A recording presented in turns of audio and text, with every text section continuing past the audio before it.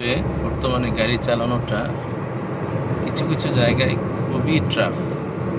বিশেষ করে রিয়াদে গাড়ি চালানো খুবই রিস্কি। প্রচুর জ্যাম থাকে। মাঝে মাঝে মনে হয় যদি বাইপাস একটা রাস্তা থাকতো যে গুলিস্তান ঢোকা যাবে, তাহলে মনে হয় গাড়ি নিয়ে গুলিস্তান ঢুকে যেতাম।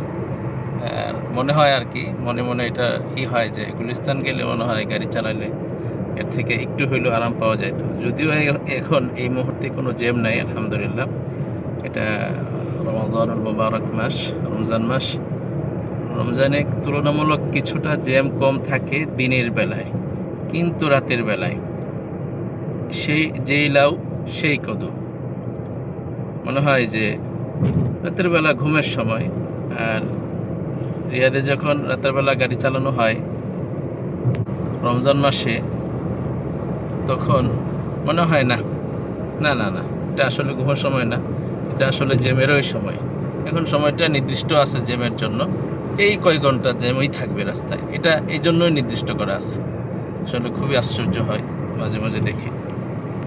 এই যে এক ভাই গাড়ি চালাইতে চালাইতে মনে হচ্ছে যে ওনার ঘুম চলে আসছে, একটা বালিশ এনে দেয় বাসা থেকে।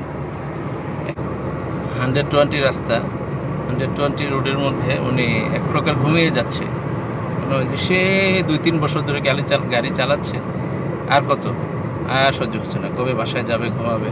তার চেয়ে ভালো এখানে একটু ঘুমিয়ে নেই।